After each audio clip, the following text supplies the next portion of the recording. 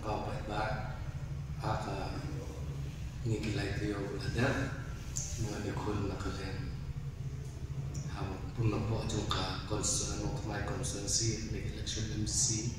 ke Bandung mentah dan yang jengai di jungka ni kilai tio ada baru kat jengai ban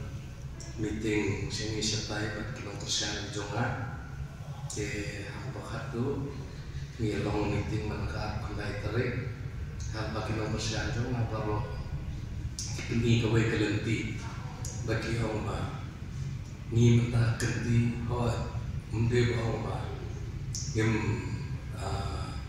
ngem laban tadi le keban kong kalau ba ini berpuas ke kau aku mentah kerti dia maki ki ai kawai jumut ki orang ba balai ngem kerjaan ni beliau ba don sisa tak mesti menteri dia nak lihat jongau orang apa karai kepalami siapa election kalau aku ingat tahu bang kuah apa kan para jual free kan dia bertentu no tiki orang kita kepalami mentah tiki bun ni keba ada maya bahaya bak penyiat singsi kau ini kata tiki orang balai kalau orang nama balai dengan kalian jongau ngam di bertebulut dengan lembah di persian jongau ki ajumat ki ông apa bak penyiar ini kelenti bak udang mentah balik itu kena sepuluh teliti ai banyak asal governor kata pendekong orang atau teh lebat mau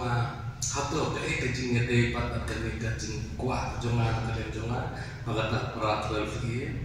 milah ban yakun tiki ajumat yang apa kata beliau dan sisa tak mesti bantre nak bertahan masalah Makanya kata kebab beni mentah bawa ayo berhasil ya beniyo kata kajing menjur maulat. Jika ayo nak ni trainan bawa berubah keluar ban le kenikam. Tim auto ada mapi menjur ngaling orang kumno. Nama belai berkat kesyong kucing rainan dan dia kucing raja bawa.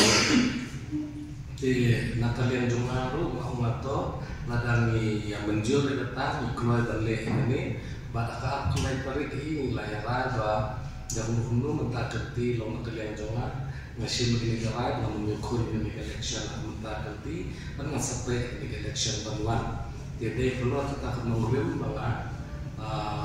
bahwa sengit no menyukun ini election